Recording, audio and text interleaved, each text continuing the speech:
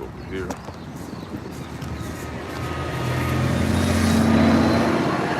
Shalom.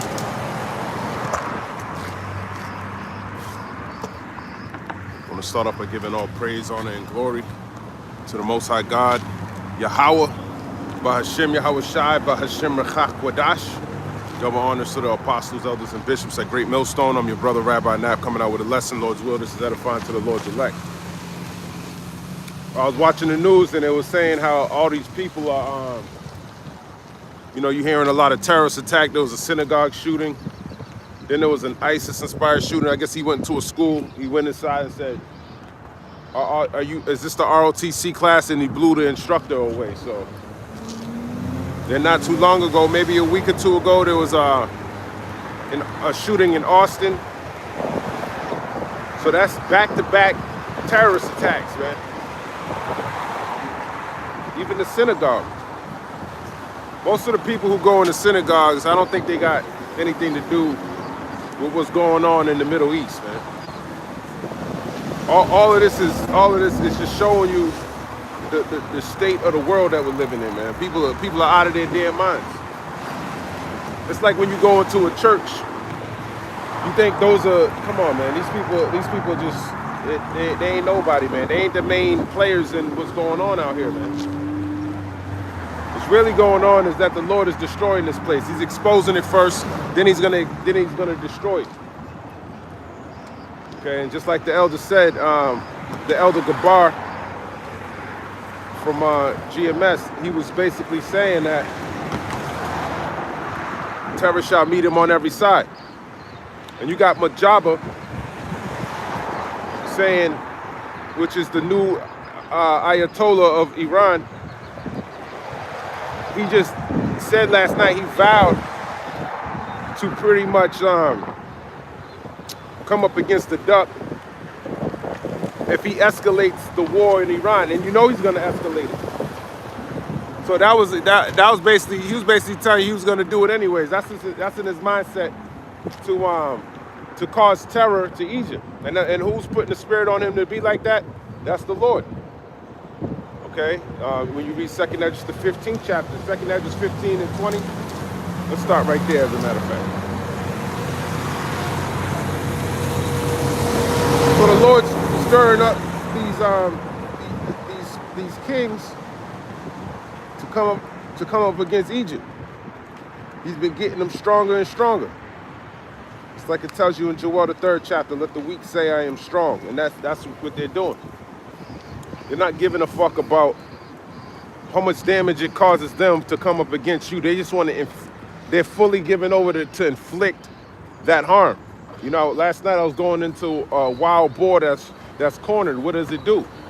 And the spirit had me go, I didn't watch the whole video, but when you just hover your mouse over it, it shows a little bit of the video. And it was showing the wild boar chasing the leopard. So that's the spirit. Why would a leopard's stronger, faster, quicker, supposedly smarter, but when a wild boar's cornered, none of that shit matters. He already understands, yeah, this might cost me my life, but I'm gonna take a limb out of you before I go. So that's the same thing, that's what the Lord likens these Carmanians to, a wild boar. And he likens the Grecians as leopards. So that's why I say it's spiritual, because it matches up with exactly what the Lord described these beasts as leopards and wild boars. 2nd Esdras chapter 15, verse 20. Behold, saith the Most High God, I will call together all the kings of the earth to reverence me. How are they going to reverence him? They're going to do exactly what he told them to do. That's how you reverence the Lord. He tells you to go fight, you go fight, that's reverencing him. So he's gonna make all the kings of the earth reverence him. And where does he want them to reverence him? In the valley of Jehoshaphat. That's how they're gonna reverence the Lord. Okay? Let me look at this word, reverence.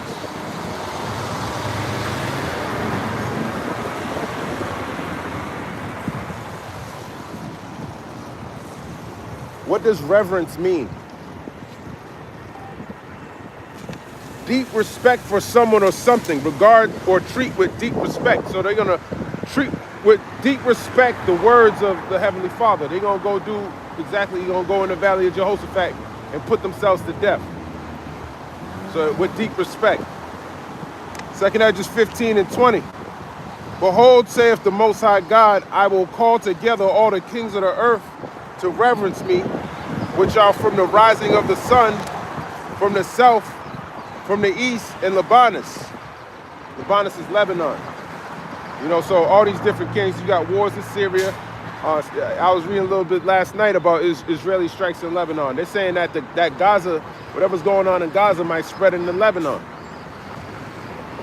Okay, and I forgot who was warning about that, but that whole area from Israel, Syria, all of that is going to be affected, man. Many wars are going to be fought over there, but that's where the Lord wants him to be reverenced, to turn themselves one against another. So these kings that are reverencing him will go over there, and they're going to turn against. Well, they already turned against each other, but they're going to fight against each other over there. And repay the things that they have done to them. So they're going to repay the things that they have done to them. Who? The Israelites. That's how the Lord's going to get his vengeance. It starts with that. That's not the ending of his vengeance. His vengeance ultimately is going to fall upon Babylon the Great. Okay? So that's what we see in the beginning workings of. But let me look into some news, see what the hell's going on over here in Babylon the Great. 4 dead after U.S. Air Force refueler crashes in Iraq while supporting Iran war. So 4 dead. So add to the list of, I think last night they said about 1,200 people on the U.S. side had died so far. So that's 14 days in. Today's their 15th day. So that's really a small number. You know, compared to who knows how many people died on that side. It indiscriminately bombing kids and shit like that. Who else knows what they're doing? And they got found out that they bombed the school, that it was U.S. led. The first strike was a school, and they tried to ask the duck about it, like he was gonna tell you the truth. Yeah, actually, I did do that. If he had that much integrity, he would tell you what he was doing on the Epstein's list too. He's gonna nuke Iran. He's gonna nuke Iran. See, that's the spirit. He said the son of a bitch is gonna nuke Iran. He might. But like I said, that dude said, Majaba said, he said he's gonna make this whole land dark. That's what kind of got me. Because he was saying, you bombing our infrastructure, you're doing all this to us. Why don't we do something to you? Why don't we turn your lights off over there? You know, and I was just thinking, like, you know, I looked it up, and it says some revered civil engineering firm said we got a D-.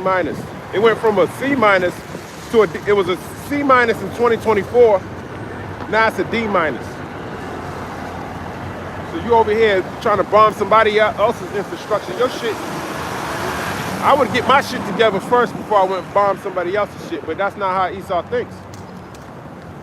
Okay, he's the Lord's making a move.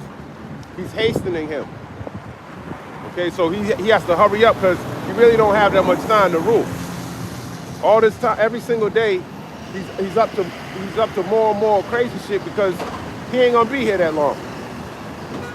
Okay, so he gotta just do whatever he can, but it's all vanity at the end of the day, and he knows he's going into slavery, and ain't no other nation gonna be, after him. He knows who's after. You know Israel's next. And I ain't talking about Amalek. I'm talking about you so-called Negroes, Latinos, and Native Americans. Y'all are up next, even though you don't know it. A lot of y'all gonna die. You still gonna be up next. You know, it ain't the end all for you. It's really the end all for Esau. He going into slavery, then he gonna die. He gonna get destroyed. Something he couldn't do to us. That he's proud about. He walk around talking shit. We're gonna be the ones to destroy you. It's really the Lord, but he gonna use us to do it. Like it tells you in Ezekiel the 25th chapter. Let me jump over there.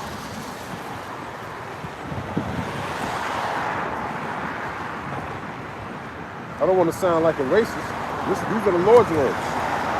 Ezekiel 25.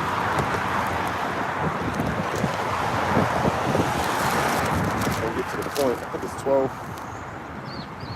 Ezekiel 25, verse 12. Thus saith the Lord Yahweh, by Hashem Yahweh Shai, because that Edom have dealt against the house of Judah by taking vengeance and have greatly offended and revenged himself upon them. So he taken vengeance.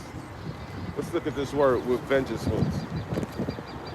So he took, that's why the Lord tells you vengeance is of the Lord. We're not supposed to take vengeance and fall for the same trap. He wants you to come bear arms and come up against him. That's what Esau wants you to do. So you can feel just like him. And then he got every right to put your ass to death. Let's see what the word vengeance means.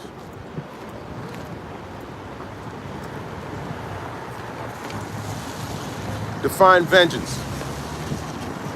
Yeah, and a lot of people in Massachusetts, they don't like the duck.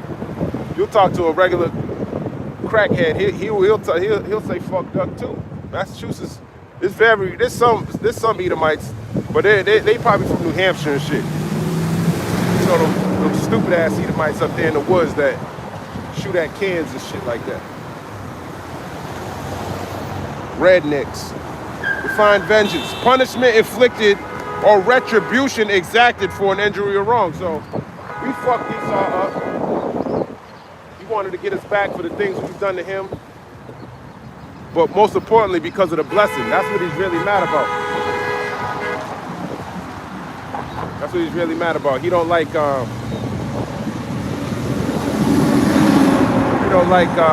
he don't like you so-called Negroes, Latinos, and Native Americans, not because of your skin color, as we can see. You know, you got Elam, he's dark-skinned. You know, he got, there's a lot of different dark-skinned nations, man. Africans and shit like that. But he ain't, look at Africa. Africa, they still got their lands. They still know who they are. No, they don't. Africa's not really, that goes back to a so-called white man. So Africans are fucking stupid too. They don't know shit. You know? But he took vengeance upon the nation of Israel. So, and the Lord don't want us to take vengeance upon him because the vengeance belongs to the Lord. So because Esau did that, because he's proud, he couldn't wait to put you in this type of position. It tells you in Lamentations, the 2nd chapter, they couldn't wait to see this day where you were down low. And now they got it. But it comes with a price. It comes with your life. You gotta pay everything, all the blood you shed, all of that. So was it from the Lord? A battle you ain't got no choice of winning. So did you really win or did you lose? You lost.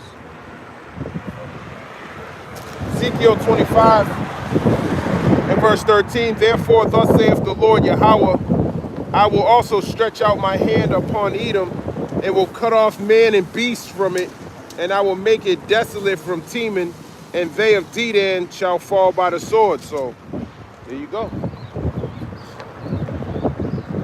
You're going to be desolate, you're going to be destroyed. Okay, he's going to stretch out his hand upon it. When he stretches his hand upon it, it's for destruction. All right, it's not for an anointing, if that's what you think that means. Ezekiel 25, verse 14, and I will lay my vengeance, I will lay my vengeance upon Edom by the hand of my people Israel. So I will lay my vengeance upon Edom with the hand of my people Israel. So that's what we're going to put our hands on you niggas, you Edomites. Our physical hands are going to wrap around your necks. And we're going to snap them. We're going to break them. We're going to crush them. Okay? Genesis chapter 49. I'll put my hand on by my people Israel. Genesis 49 and verse 8. Judah, thou art whom thy brethren shall praise. Thy hand shall be in the neck of thine enemies. Thy father's children shall bow down before thee. So we should, Judah, okay, you so-called African-American niggas. Gonna put your hand around the neck of a damn devil and snap it. Okay? And we can't, that's our blessing. That's what Jacob was telling Judah. Judah probably was like, I don't know what the hell he's talking about, man. But now we know. We're getting closer and closer. We already got him in the leg lock with the scriptures, but then we're going for your neck. All right? That's when you out of here. Ezekiel 25, verse 14, and they shall do in Edom according to my anger. So the Lord's anger, he's showing his wrath. He's very mad for what they did to the nation of Israel. Even though Israel might feel like, oh, I forgave him. That's your own vain thoughts. He's gonna put his wrath inside of you, and you're gonna execute exactly what he told you to do. Just like he put his wrath inside of them, and he executed putting you in slavery and all of that. Now his wrath is not in them anymore. That's why you walk around being crackheads and whores and sluts. Okay? Because the Lord is raising up his remnant, but he's gonna judge y'all in these last days, you so-called Negroes, Latinos, and Native Americans who don't want to repent. You're going to be destroyed. You got judgment coming to your ass too, with Esau. Ezekiel 25 and 14, and according to my fury. Okay, so according to his anger and according to his fury. And he's very mad. It tells you in Psalm 7 and 11, that he's angry with the wicked. I think it's 7 or 11. It might be 9. Let me grab it though.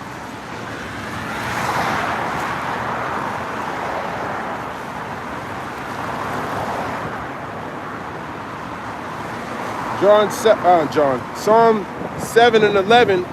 God, the Most High God judgeth the righteous, and the Most High God is angry with the wicked every day. So he's angry with the wicked every day. So all that fury and anger that he had from all these days, multiple days, even before you were born, all the way up to the birth of this nigga. He gave his name is Ishashua. Wasted away is he. So it starts with his name. Then his blessing, he gave it to his grandson that was born of a concubine. So he just hates Esau. Okay? Told you he hated him. So all this hate that he has for the nation of Edom is going to be put inside of his people, and they're going to destroy them. And it's not something that you have power over. You don't have the capability to hate him as much as you should. The Lord knows everything he's done. I was watching the Elder Apostle Tahar's video about this chick. She joined the military, and they hit her with all these jab shots, and now she got some autoimmune disease, and she says she thinks she got it from the government. Of course you did. Of course you did, man. And I got a cousin, he's in the Navy and shit. He said they gave him mad shots. He said a lot of people, when they join the Navy, that's the worst part about it. They start bugging out because they give you so many shots that you freak the fuck out. He said it's not for everybody. But my cousin, ain't no Bible gonna say. Some of y'all just so, it's just in your spirit to that's what the Lord wants you to do.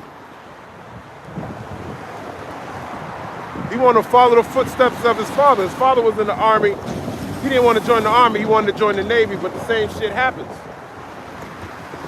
You gotta get all these jab shots. He probably got 100, 200 shots more than everybody else. Who knows what the fuck's floating in his blood, man? He probably got all types of autoimmune diseases. Ezekiel 25 and verse 14, and they shall know my vengeance, saith the Lord Yahweh. So they're gonna know the Lord's vengeance.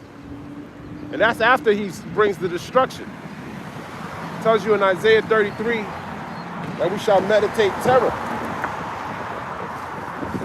So that's coming up with different ways to put you to death. Okay? Isaiah 33 and verse 18, thine heart shall meditate terror. Where is the scribe? Where is the receiver?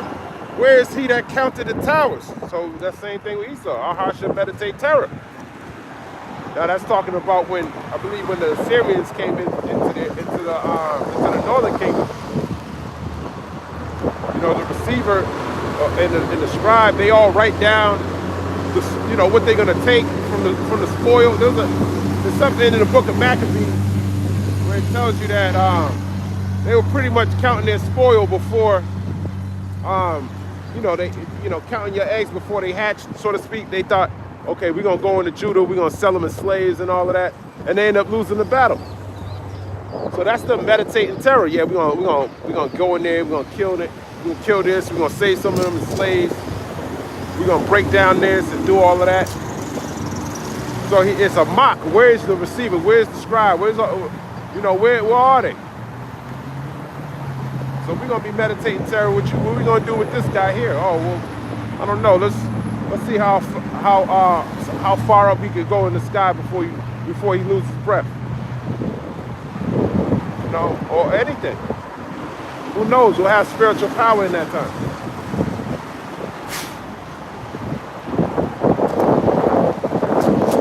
All right. That's pretty much it on that. Let's see what else is going on in the news.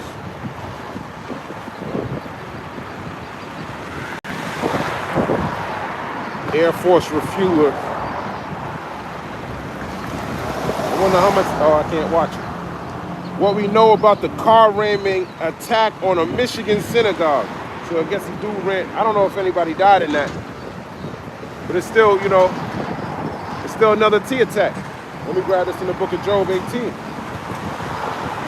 And that's just 3 I can think of at the top of my head, but there's gonna be more because that Ayatollah said he was gonna strike this place more. But he's more focused on infrastructure, he said. So you ain't got to worry about churches and things like that. He's more concerned about maybe your water because you're blowing up his desalination plants. That goes into a plague in Egypt too. Okay. And your electrical infrastructure, he might blow that up too. Since you got a D-, he might give you an F by the end of the year. We'll see. Okay. Exodus, real quick. Let me jump over to Exodus chapter.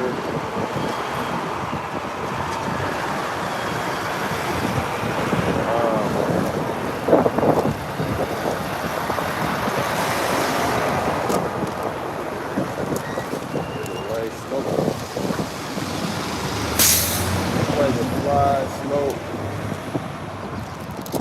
Plague of locusts, nope. The plague of hail, nope.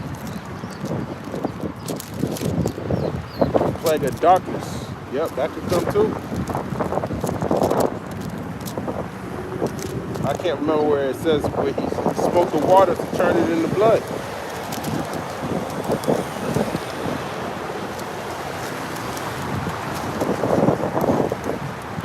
But that's what he did. He polluted the waters in Egypt, and that'll be the same plague that would happen over here. So you wouldn't be able to drink. I wouldn't drink out of the streams anyways, but it could be your regular water that come out of your sink, they might go after.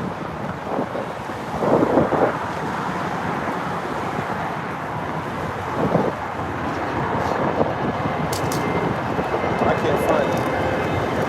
Somewhere in there.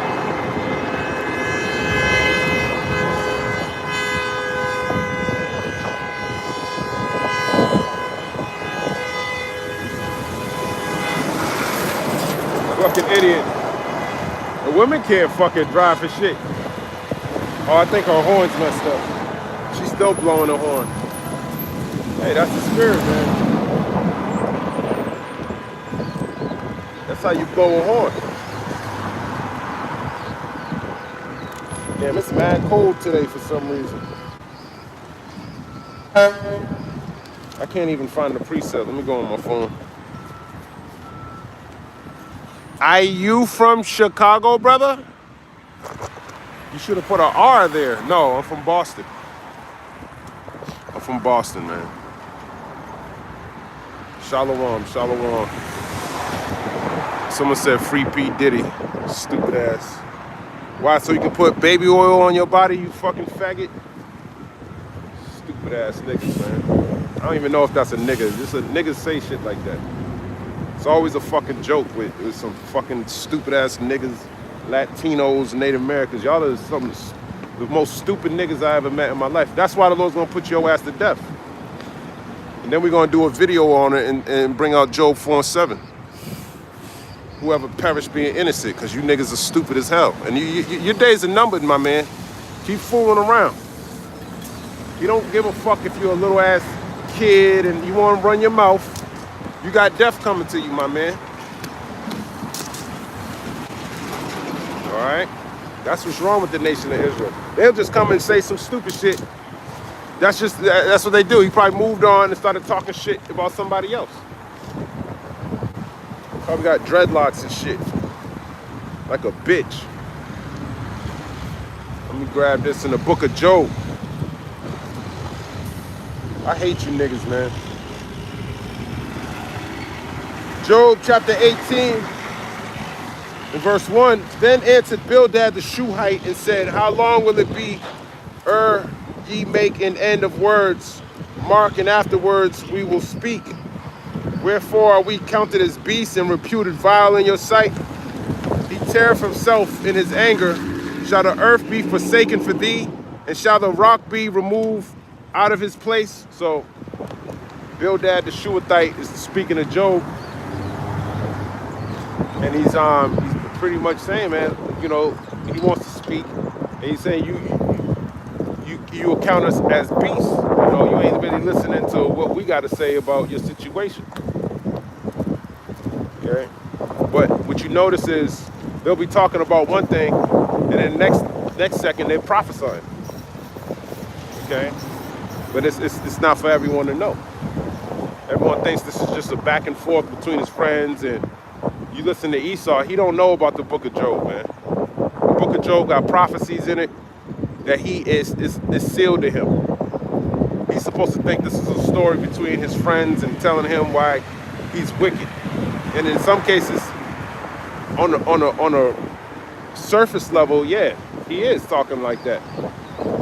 But on a much higher and deeper understanding of the scriptures, you know he's talking about the so-called white man Esau Edom. It's the book of Job, chapter 18, verse 5. Yea, the light of the wicked shall be put out, and the spark of his fire shall not shine. Now, who's the wicked? Malachi 1:4, the so-called white man, Esau Edom. Okay, we call him so-called because he's really red, like it tells you in Genesis the 25th chapter. Okay, the light of the wicked shall be put out. Your light goes into your influence over the people. That's being put out. People are not looking at Babylon like, yeah, I won't go over there and prosper anymore. Nah, they see destructions on the way over there. That's what they're thinking. I want to know who's going to fuck them niggas up over there. That's why the world's looking at this place. They're looking at them like, you're weak. Look who they chose for a leader. And then they're gonna destroy you. We knew they were a synagogue of Satan, you know, whatever they think. Calling us devils and shit. That they deserve to get nuked. People, that they're joining militaries to come up against this place. So they're probably more inspired to come over here and kill themselves, blow themselves up. And that ISIS dude who went into that school and killed that ROTC teacher was a so-called black man, by the way. So that's another Jake. Supposedly, he looked like a Jake. He could be anything. So they try to make it like Jake's the face of Islamic terrorism. We'll see. They're probably trying to throw everybody in one category. That's how Esau likes to do it. That's why he calls you niggas black. So he can just put a broad brush umbrella around all you motherfuckers that got darker skin than him. Because he's a fucking fool. But it also covers his ass, so it's kind of it's genius. And then you niggas call yourself black too, so you play right into the trap. So you're gonna fit the description. Even though none of you fit the description, because none of y'all are black. You gotta be stupid as hell. Yeah, we're looking for a 6'5" black man with a basketball. Have you seen him? All you niggas fit that description. So the light of the wicked shall be put out. That's talking about his influence over the people. Your light goes into your wisdom too. A lot of people came over here because they thought this is the place to go in order for you to prosper, but that ain't the place anymore. You notice when you come here, you work every day, right? You can't afford anything because it's over. All right, his light's getting put out. And just like you niggas too, your light's getting put out with it. You think you got influence over the people, you look like fools. You know, it used to be cool. It used to be cool to be a gangster. That shit ain't cool anymore, is it? Is it, La Zona? Now you look like a stupid ass nigga who ain't got a father and need your ass kicked. That's all that shit is. Job chapter 18 and verse 6. The light shall be dark in his tabernacle. Woo! The light shall be dark in his tabernacle. That's what my job is talking about. Putting your lights out over here. The tabernacle's your heart, your house. So your light's gonna be dark over here, man. But they ain't really talking about that. It's really talking about your wisdom. Okay? You ain't gonna know, with this darkness, you're not gonna know what to do. But through the Spirit, also going into putting your fucking lights out, man. Literally, just like the plagues in Egypt. There was darkness in Egypt for 3 days. That's the same thing that's going to happen here. It might be forever.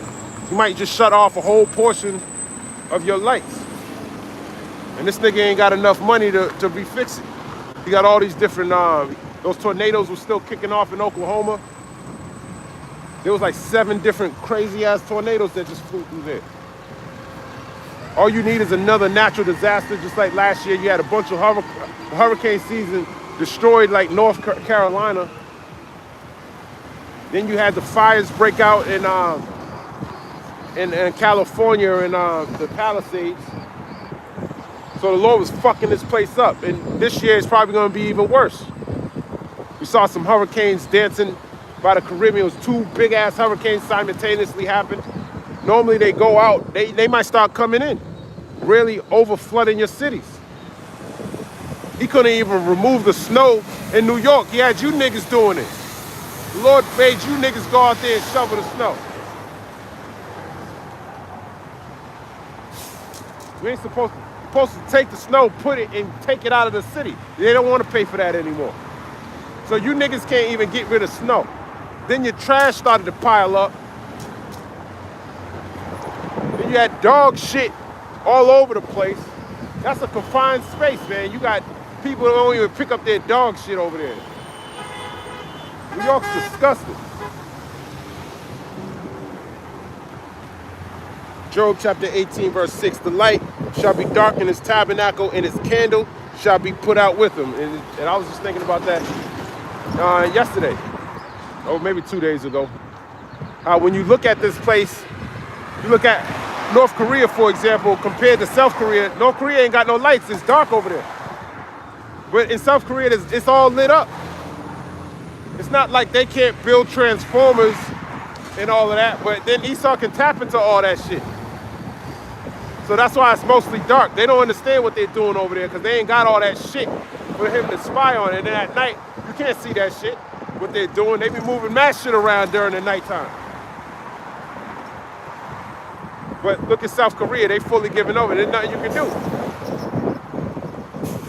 He's fully watching. He got all his electrical grid, all that shit. He's tapped into all of that shit. He can shut that shit off whenever he wants.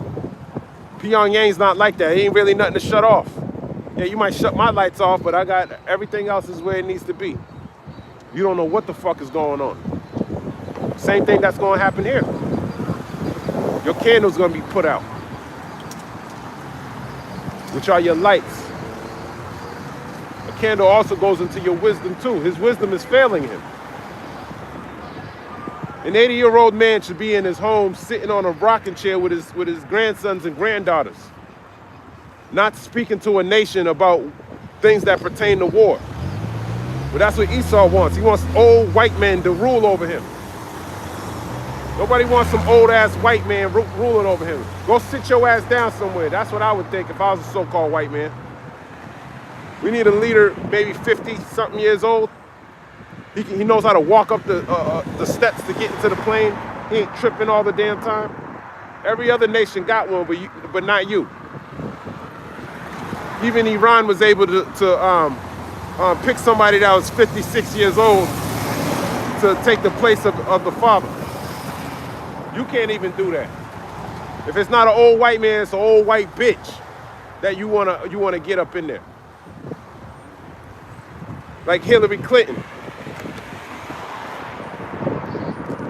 It's the book of Job, chapter 18, verse 7. The steps of his strength shall be straightened. The steps of his strength shall be straightened. Not straightened like I'm trying to align your legs together. Straightened meaning to be difficult. Okay? It's gonna be hard for him to make his next move. Okay? And that's what's going on right now. Now this is Bildad telling Job that. But this isn't a conversation for y'all to know.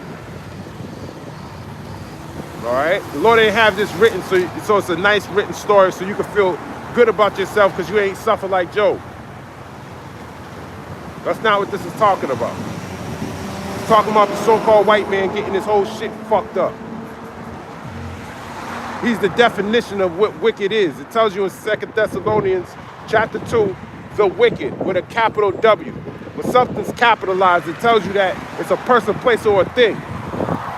So we know that's talking about the so-called white man Esau Edom because of Malachi 1 and 4. So it's talking about a person, Esau Edom. It's the book of Job, chapter 18, and verse 7. And his own counsel shall cast him down. So his own counsel shall cast him down. You know, he getting information. Yeah, you should go over there and strike Iran tomorrow. Okay, that's a good idea. That's going to get you out of here, man. And then he had Paula White going there, and she's supposed to be his spiritual advisor. She ain't telling him good advice. She should be telling him, listen, you're the king of Babylon. America's Babylon. It's going to be destroyed if you go over there. She's not saying that. She's saying, you should have bought a Honda. Okay? She thinks she's speaking in tongues. All right, so his counsel's gonna cast him down. Job chapter 18 and verse 8, for he is cast into a net by his own feet. Yeah, he's cast into a net by his own feet. You put a snare out for somebody else and you fall into the trap. He wants to put you so-called Negroes, Latinos, and Native Americans in perpetual slavery by putting an MOTB in your forehead or in your right hand. Okay, in order to establish a wicked-ass society down here on the earth. Okay? But it's not going to work. He's going to fall into his own snare. He's going to get ruled over. He's going to a perpetual slavery, and we're going to rule over him. And it's going to be the New World Order with the nation of Israel ruling over him. Okay, so that's him falling into his own net. He's setting the trap for you, but he's going to fall into it. He think he's going to rule, but he's going into slavery. He think he's going to put you into slavery, but he's going into slavery. That's the snare, that's the net. It's the book of Job, chapter 18, verse 8. And he walketh upon a snare. So he's walking upon a snare. Okay? Which is a snare is a trap. Ultimately, the snare that he's walking upon are those thermonuclear missiles that are underneath the ground in these different silos. Okay? That are going to come out and kill his ass. And destroy this kingdom that you love so damn much. That you're willing to get all types of jab shots for and get immune disease from. And the elder said you're going to take a damn chip too when you go into. I think some of y'all already got it. Especially after that Marine exposed you motherfuckers in there, whatever the fuck y'all were talking about. You didn't even want to turn around. And the lady said, you guys are like robots. They're like Severance. Like that movie Severance. They go into the building and then the chip take over their body. That's why I think when it comes to you shall be like madmen sparing none, that's going to be because they all chipped up. Fully given over to the beast. Okay? Putting y'all people to death.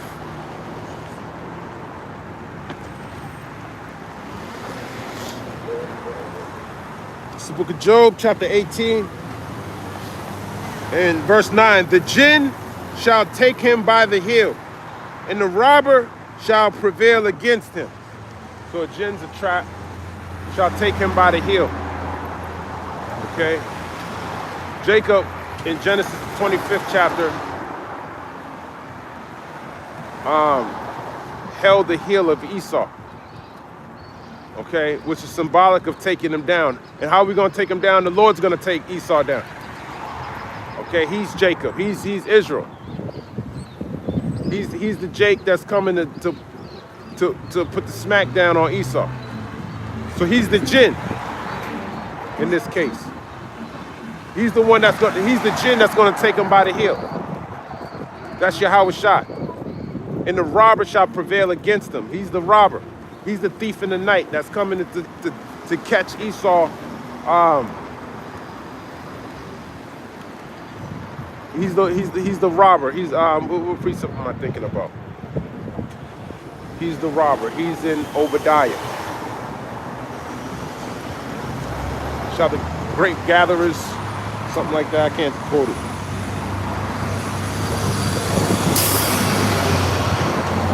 So that's talking about our Lord Yahweh Shai, who the world ignorantly calls Jesus Christ.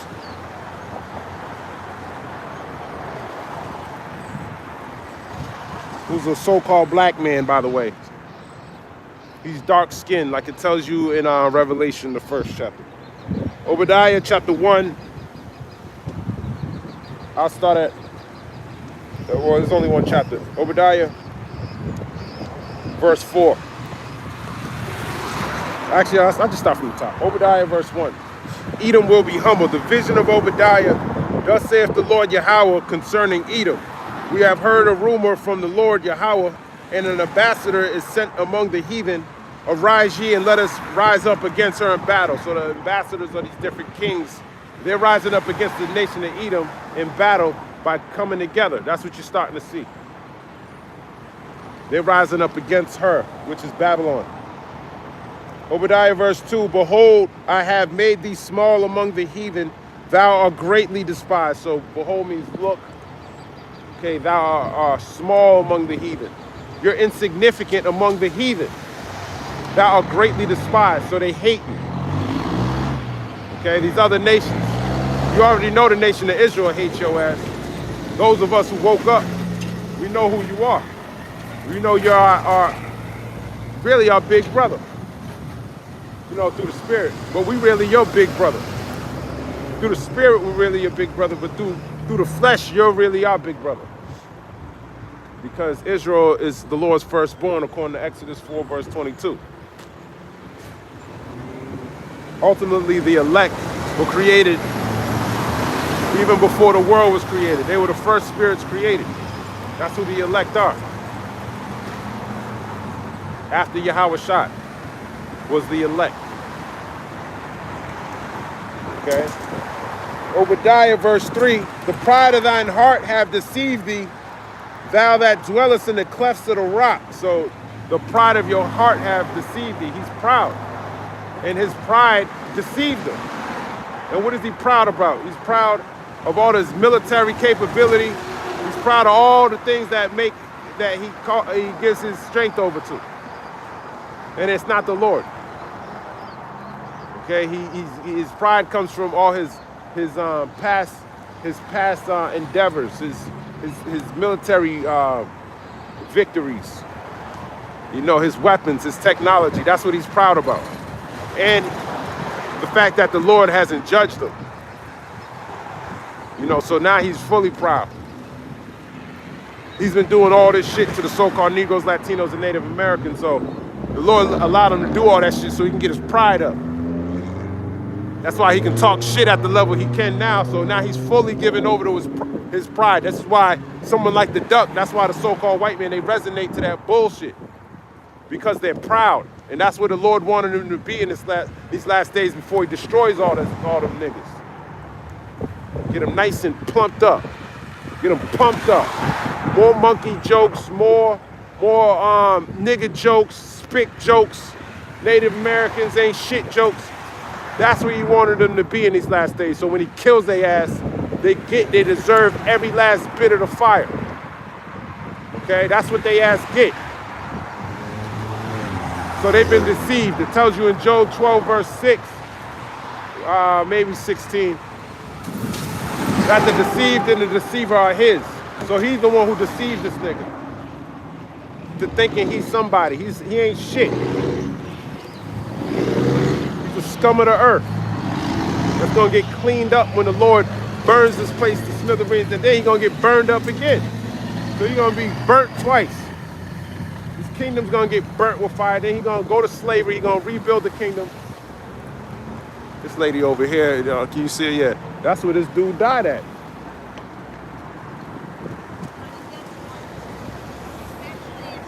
You know, that's the wrong place to walk. You see those flowers over there? Someone died doing what you're doing. She's still in the damn street.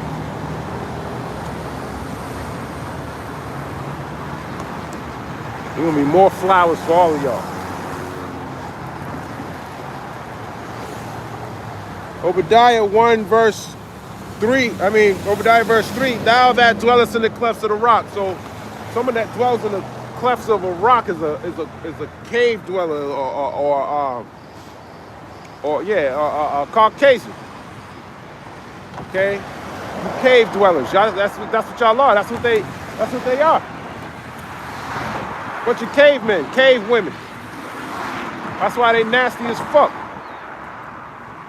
Like when you think of filth, you might see a dirty nigga and be like, okay, he's dirty, he's filthy. When you compare to the dirtiest Edomite, he surpasses him. All right? They're disgusting. He's the definition of filth. Okay? Obadiah. That's why them niggas don't use face cloths to wash their ass. They need to be taught all of that shit. They don't teach their kids. Not all of them. You know, some of them do. But a lot of them don't.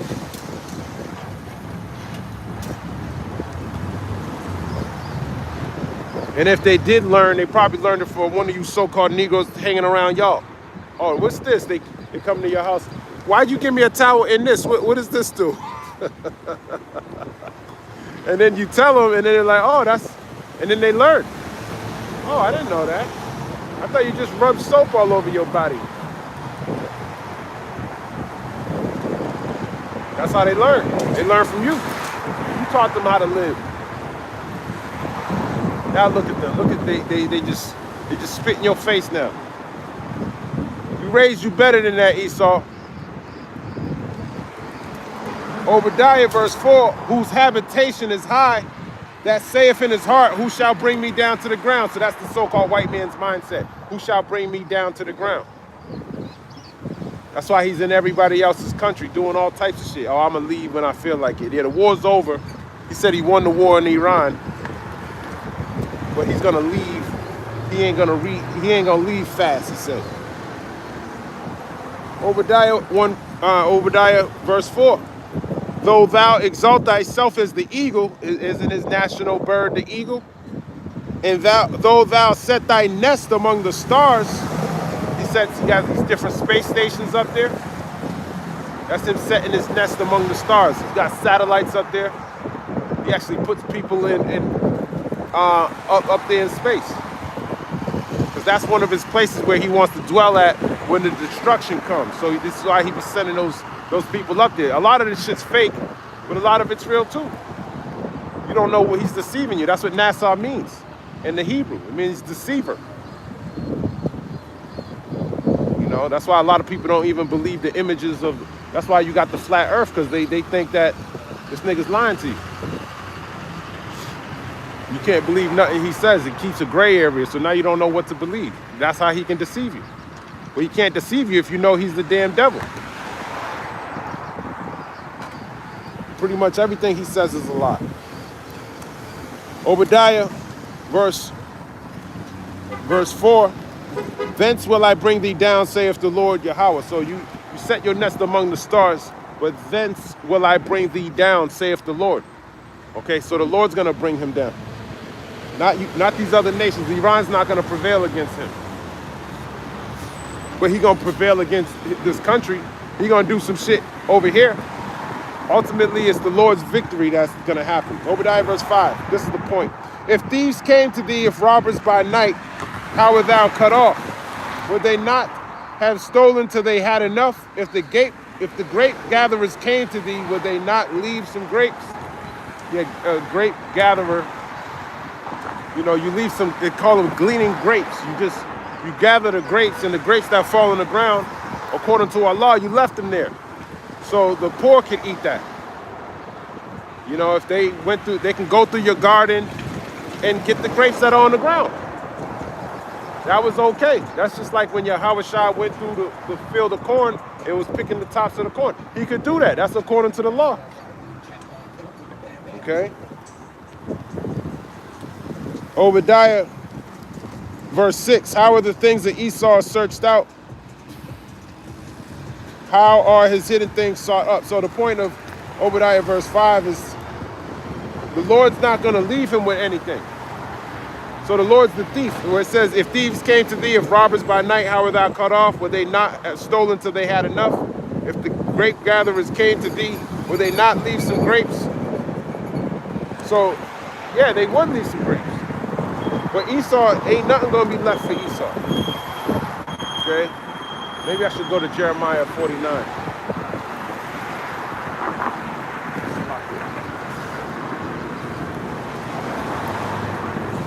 The sun's out, but it's freezing today. I don't get it. Jeremiah 49 in verse 9. If grape gatherers came to thee, would they not leave some gleaning grapes? So he's basically saying the same thing, but now he's telling, you know, if grape gatherers came, yeah, they're supposed to leave some gleaning grapes because, you know, you're not going to steal everything. The point is, if someone came to rob you, they're not going to take, you know, your kitchen sink. They're going to just steal till they had enough. Okay? If thieves by night, they will destroy it till they had enough. But I have made Esau bare. So he's going to leave Esau bare. But I have made Esau bare, meaning with nothing. No gleaning grapes. The Lord's taking the kitchen sink. He's taking the carpet. He's removing the foundation. That's the robber. That's the Lord. He's taking everything away from him.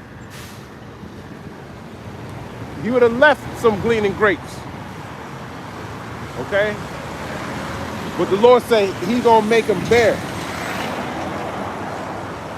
So it was Jeremiah 49 I was looking for, Salakia. Jeremiah 49 in verse 10. But I have made Esau bare. I have uncovered his secret places. So he knows you can't hide. Everything you got, everything you stored up, all the gold reserves, everything you have. Okay, he's taking it. He shall not be able to hide himself. His seed is spoiled, and his brethren and his neighbors, and he is not. So you're not going to be able to hide yourself either. So going up into the mountains, going up into the sky, going down into the sea, you ain't going to be able to hide yourself. He knows where you're going, where you're going to be. He's going to take you from all of those places. And not only that, everything that you hid, he's going to take that too. Okay, he's uncovered your secret places. He knows where you hid. You can't hide your wealth anywhere. Now he can hide it from you people, you different nations, but he can't hide it from the Lord. We don't need the code to get into the vault, man. We're just gonna unlock that shit. We're just gonna get right in there like it was nothing.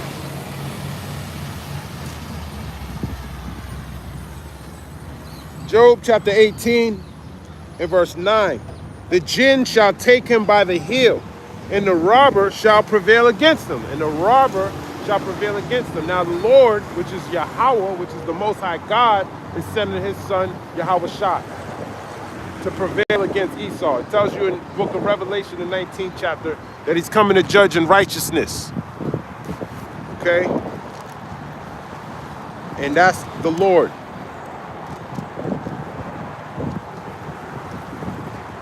Revelation 19. And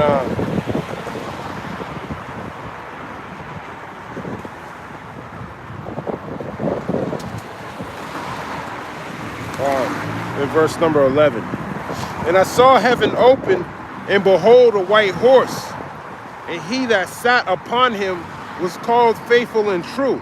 And in righteousness he doth judge and make war. So that's talking about Yahweh Shai. The white horse is talking about the chariot that he's coming in. Okay, you look up in ancient battles, the general or the commander of the army would be on the white horse, and he'll tell everyone to go and fight to the battle, but he'd be on the white horse. So that's how you knew who was the king. Okay, who was during those old ancient battles. So the white horse is representation of Yahweh Shai's position and authority, but he's not coming on a white horse. Now they might trick you stupid ass Christians out there because you're fucking full of shit and you're stupid. So when a white man comes on a white horse and says, "Follow me," you gonna go follow him because you're fucking dumb. That's not what that's talking about. This is why you need to study. Why would it say that? What's the significance of a white horse? And let's look it up.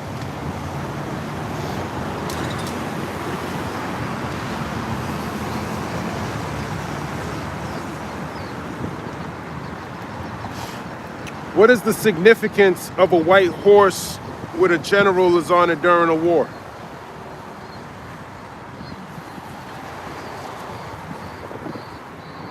A white horse ridden by a general during war historically symbolizes triumph, leadership, and high visibility, often intended.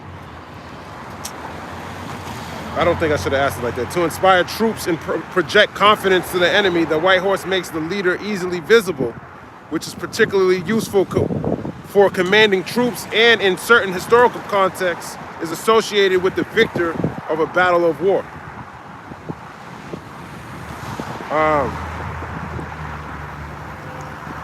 Let's see what it says though. Significant of the white horse in wartime: visibility and leadership throughout history, and especially in the 19th century. Leaders like Napoleon used white horses to be seen by their men, boosting morale by their presence on the battlefield. So that's Napoleon would be, I don't know if it's a general, would he be considered, let me see, a French emperor, a military commander. That's what Yahweh Shai, he's the captain of the host, man. He's sending his son. That's what it represents. And he's coming with the whole host of heaven. So that's going to be a miraculous sign too. You're going to see what is that, Elisha? Let's grab that precept real quick.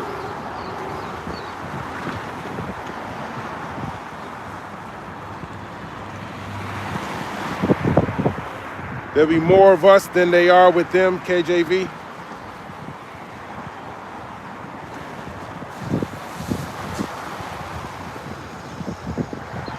Second Kings, chapter 6. And I'm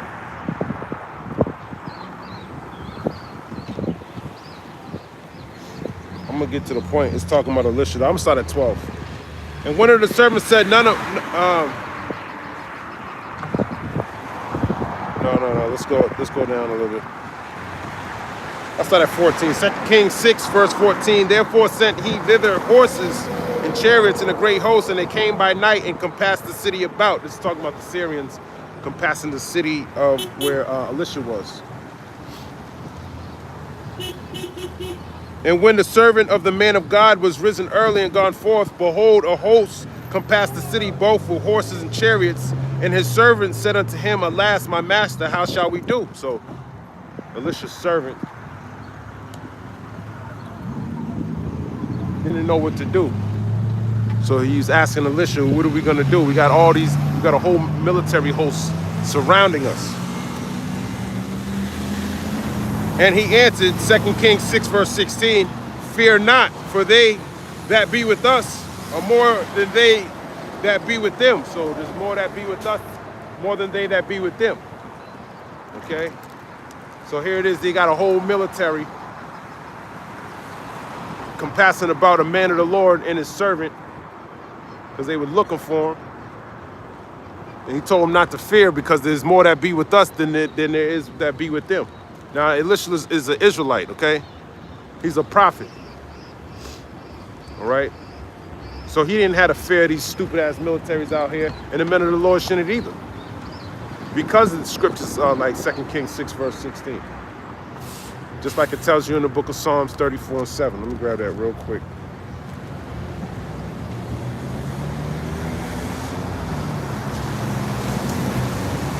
Psalms 34, verse 7. The angel of the Lord encampeth round about them that fear him and delivereth them. So the angel of the Lord, you got angels around us. Around those who fear him. How do you fear the Lord? You got to keep his commandments. That's what the fear of the Lord is. Okay? If I put a gun in your face and tell you to give me your money, you're more likely to listen to me and be obedient because you fear that I might kill you. That's what the fear of the Lord is. That's wisdom. That's the beginning of your wisdom right there. It starts with that. That the Lord's in power and he's the one that controls life or death. So once you understand that, now you can learn about him a little bit more.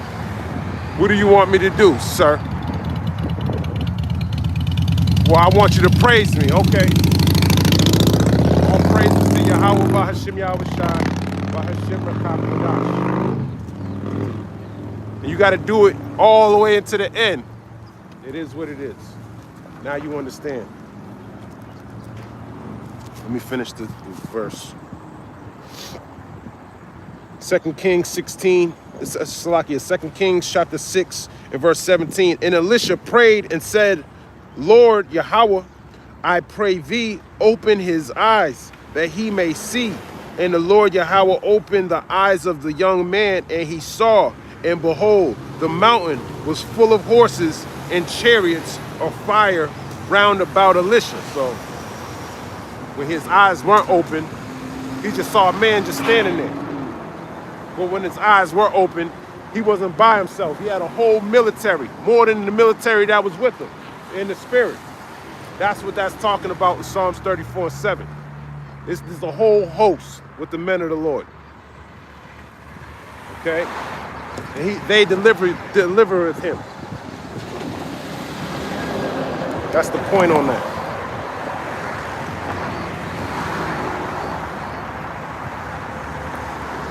So there's more that be with us than that be with them. Napoleon was a commander. Did I drop it? I just want to read a little bit more about that white horse. So that's what Yahweh Shai, he's like the commander of, or the top dude in the military, top general, the war general. I think that's the highest you can be on the battleground. Okay, and instead of where a Napoleon would sit, where he's demanding his people to go to war, he would be sitting on that white horse. That's why the Lord's coming in. That's what that's symbolic of. But he's the one doing the destruction. He's the one that's going to be sending out the laser beams with that sharp sword that's in his mouth. Just like it shows you in War of the Worlds, when those aliens came up out of the ground, they were shooting beams and turning you into powder. That's what the Lord's going to do to y'all. He gonna turn you into powder. Matter of fact, let me grab that precept too. I keep forgetting where that's at.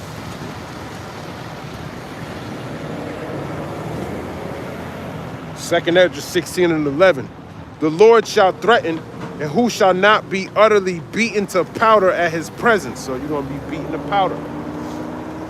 All right? And that's what happened in that movie. So Esau understands the power of the Lord. Okay? That's where he gets his inspiration from. The Lord probably be putting all types of, that's what I'm going to do to you.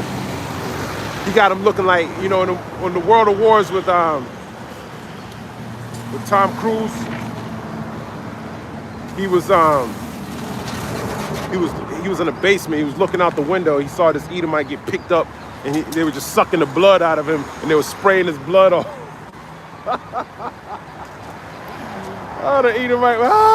He was sucking his blood out of him. I guess that they were trying to like terraform whatever. They needed your blood.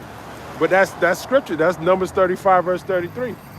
He'd have to fire lift the land. His blood got to be shed by the blood. Let me grab that. I'm chopping that up. But that's kind of what they were doing. So it matches up with scriptures, but he don't want you to really know. He making the angels of the Lord look like some weird like insects. That's blasphemy. Or he makes them look like little naked white babies because he's a pedo. And they push that shit. That's why these people love going to the Catholic Church. These people are out of their fucking minds. You're out of your damn mind. You go up in some shit like that and you feel comfortable in there having little white babies all over on top of you. You feel comfortable in there and you go in there and pray. You people need to be destroyed. Numbers 35, verse 33. So ye shall not pollute the land wherein ye are, for blood it defileth the land, and the land cannot be cleansed of the blood that is shed therein, but by the blood of him that shed it. That's why he was shedding the so-called white man's blood like that, and spraying it all over. They were spraying it all over the ground. They were cleansing the land. Niggas shed all that blood, and he knows. Look at that, an angel on a damn U-Haul truck just drove. That's the spirit, man. I gotta grab this in Mark 16.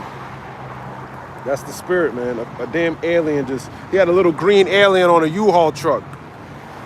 The Lord will do that, man. When you're talking about something, he'll manifest it.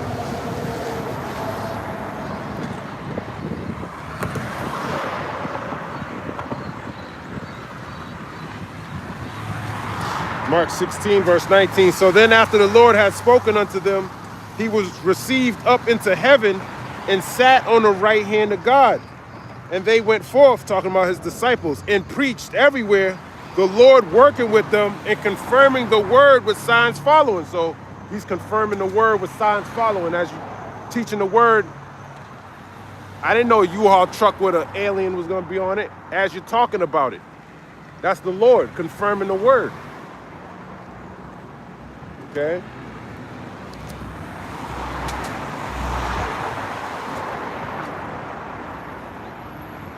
Let me read a little bit more. It says, significant of the white horse in wartime, symbol of victory. In Roman antiquity, a victorious general often rode a white horse in a triumphal procession, signaling a successful war. Ooh, so that's Yahushua. He already got the victory. Lord gave him the victory already. Okay?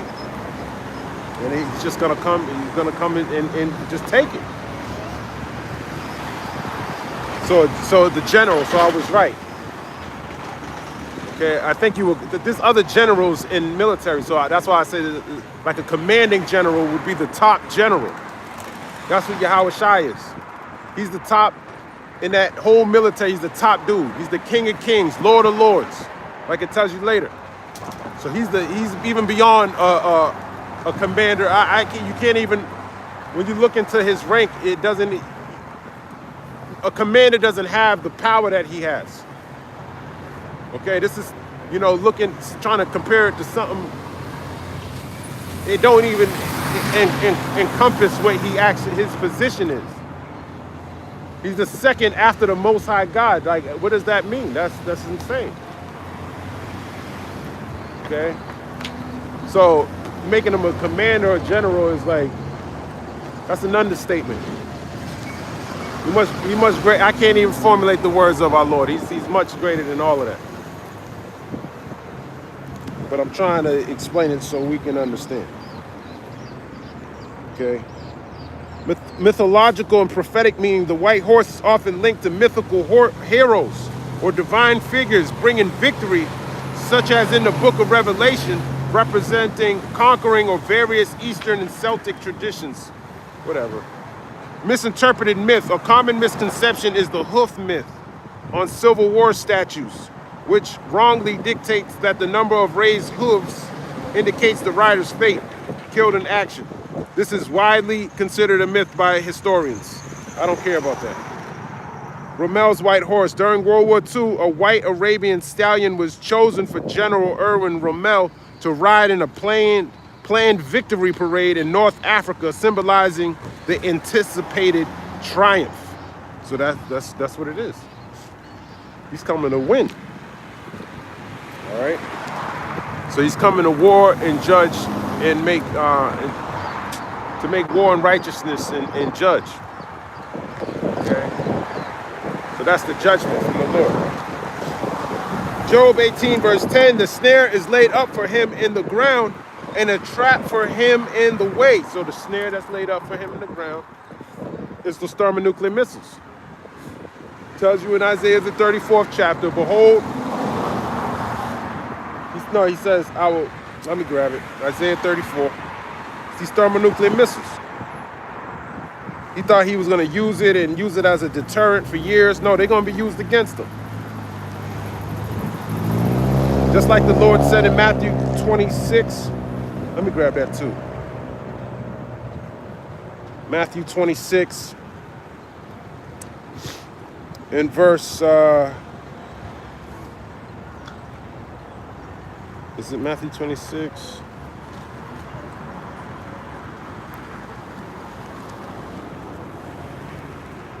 No.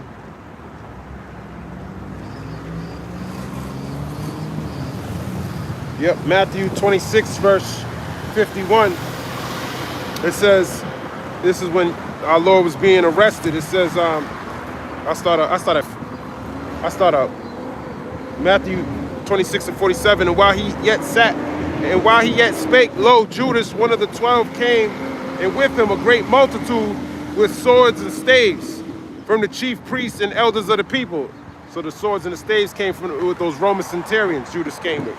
Now he that betrayed him gave them a sign, saying, whomsoever I shall kiss, that same is he, hold him fast.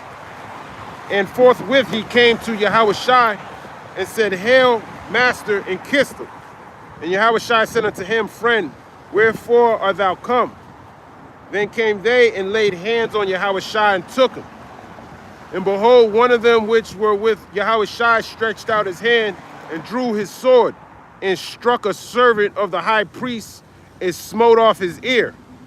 Then said Yahushua to him, Put up again thy sword into his place, for all they that take the sword shall perish with the sword. So that's Esau. All they that take the sword shall perish with the sword. And that's why Esau's going to perish with the sword. That's his blessing. Going around with all this military might, and ultimately his ultimate sword is, he sharpened it to that thermal. He's an artificer. Cain was an artificer. Tubal Cain. Well, Cain means spare, but Tubal Cain, they said he was like an artificer or something. Or maybe Cain was an artificer. Let me see. I'm all over the place. Let me grab this in the book of Genesis, chapter 4. And let's go to Tubal Cain, 4 verse 22. It says, in Zillah, she also bare Tubal Cain, an instructor of every artificer in brass and in iron, and the sister of Tubal Cain was Naamah. So Tubal Cain was the artificer. Okay, when you look at that word artificer, it says metal craftsman. Okay, so he'll make weapons and shit like that. And that's what Esau is. Because he's literally, he goes back to Cain. That spirit that's in him. That's why he's building all these weapons. Everything he makes, he'll turn it into a weapon. Your food, he'll weaponize it. He weaponizes everything because he's that artificer. He's been like that since the beginning. And now he sharpened his sword all the way up to the point where he got thermonuclear destruction. It tells you in the book of Isaiah 54 and 16 that the Lord creates the smith, the destroyer. Let me grab that real quick. Isaiah 54 in verse 16. Behold, I have created the smith that bloweth the coals in the fire, and that bringeth forth an instrument for his work. And I have created the waster to destroy. So he created the scientist that created the thermonuclear missile, okay, to destroy Hiroshima and Nagasaki. But those same missiles are going to be used upon him. All right. I'm all over the place, but I forgot where I was even going. But back in Job 18, Salakia, It says the snare is laid for him in the ground. The snare that's laid for him in the ground is the silo that holds the missile. The mighty archer, as it tells you in 2nd Ezra, the 16th chapter. That's the bow. That's the bow of, that's the glittering sword. Okay? That's gonna, or the bow that's gonna strike him. Going back to the sword, Isaiah 34, that's where I was going. That's the snare that's laid up for him in the ground. That's what I wanted to get. Isaiah 34, verse 5. For my sword shall be bathed in heaven. Now that's talking about the missile going up into the sky. It goes into outer space, right? That's the Lord's sword being bathed in heaven. Behold, it shall come down upon Idumea. And when it comes back and it enters into the earth's atmosphere, it's going to come down and it's going to fall upon Idumea, which is the Greek way of talking about Edom. So that's the Lord's sword that he's going to use. He's going to use his sword against him. It tells you in Psalm 17 that the sword is let me grab it. I can't quote it for some reason. I don't want to misquote it. Psalm 17, verse 13. Arise, O Lord, disappoint him. Cast him down. Deliver my soul from the wicked, which is thy sword. So the wicked is Esau. That's his sword. Okay? So the Lord is using Esau's sword against him, is what I'm trying to say here. Isaiah 34 and verse number 5. And upon the people of my curse to judgment. So the sword shall fall upon Idumea, and upon the people of my curse to judgment. Who's the people of his curse? Who's cursed? The so-called white man. Okay, he's cursed with the judgment of the Lord, like it tells you in the book of Proverbs 16 and 4. This is what he was created to be. You could read Romans the 9th chapter. Proverbs 16 verse 4, the Lord Yahweh have made all things for himself, yea, even the wicked for the day of evil. So the day of evil is when he brings the Lord's vengeance, is when he brings the destruction, okay? That's what's coming to Esau, Edom. Hopefully you understand. Hopefully you Edomites understand what I'm talking about here. Isaiah 34 verse 6, the sword of the Lord is filled with blood. It is made it is made fat with fatness, and with the blood of lambs and goats. That's talking about y'all. Y'all are lambs and goats. Y'all are the beasts that the Lord's gonna sacrifice here in Basra, in America. He's gonna sacrifice all of y'all. You're going to be an offering to the Lord. You're going to kill all of you. This is what America's just a big ass altar, and you're the lambs and the goats that are going to get put to death over here. He's going to receive his people, his elect, as a burnt offering. All right? With the fat of the kidneys of rams. So you're like a ram, you're like a sheep. You're like lambs, goats, and rams. That's what y'all are. For the Lord have a sacrifice in Basra. Basra is here in America. Okay? Basra is the capital city in Edom. But it's talking about here. And the word Basra goes into a sheepfold. Where his sheep at? Over here. Okay? Basra was known for its sheep. Okay? So that's why he's coming over here. All truth is light. Listen. There's only one truth. There's no such thing as all truth. What the hell is all truth? Okay? What's your truth? That's how this world thinks. Yeah, you're right, and I'm right too. No, every man's a liar. Let the Most High be. Let me grab that. Let's grab that. And every man a liar, KJV.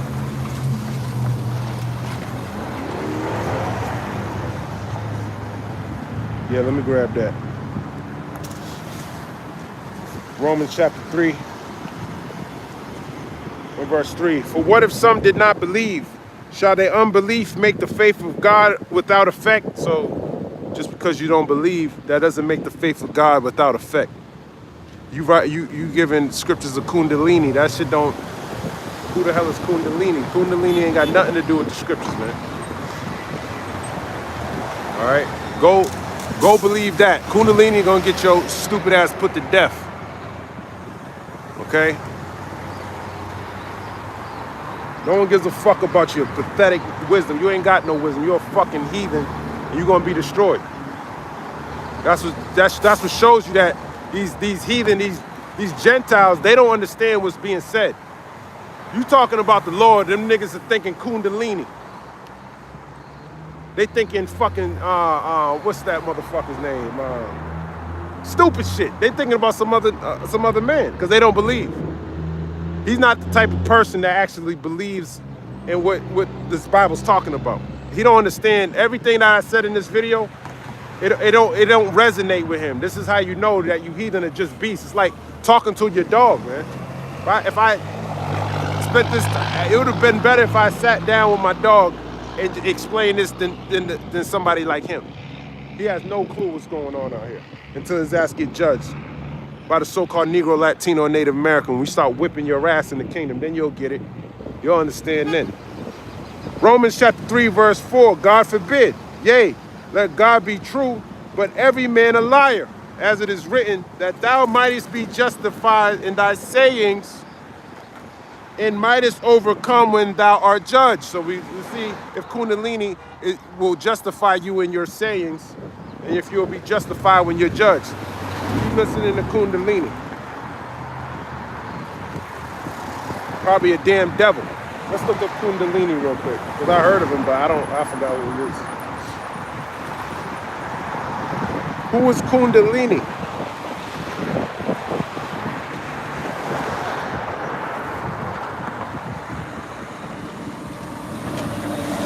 Kundalini, let me see some images. This is what this nigga's talking about. This is what he believes in. Your chakras. Your chakras. Wickedness. All right? That's what he believes in.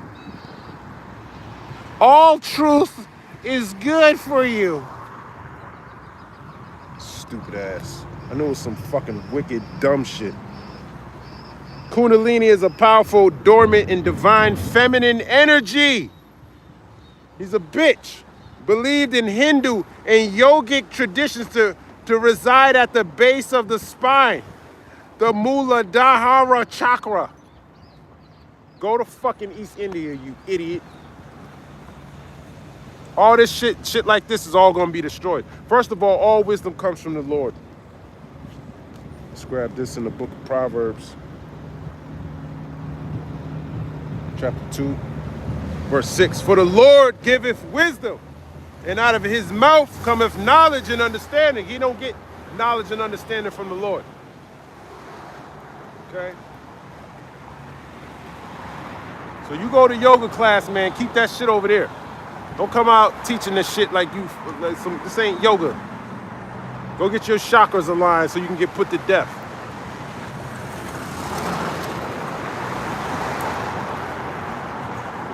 Kundalini. These people are fucking, that's why y'all need to go into slavery, man. Job chapter 18, in verse 10, the snare is laid for him in the ground and the trap for him in the way. Terror shall make him afraid on every side and shall drive him to his feet. So the terrors, that's the precept I wanted to get. Terror shall make him afraid on every side is all these terrorist attacks, man. There's gonna be more terror coming to you, coming to this place. You got the cartels in Mexico. You don't think they can terrorize your ass? They gonna. Iran was already talking about, FBI agents talking about drone strikes in Cali. I'm hearing that was fake, but the FBI didn't say. That was some shit I saw on YouTube. The lady said it was fake. And everything's a possibility. You had an ISIS-inspired attack this morning. Okay? That's terrorists on every side. It should drive him to his feet. He ain't gonna know what to do. More terrorists, man.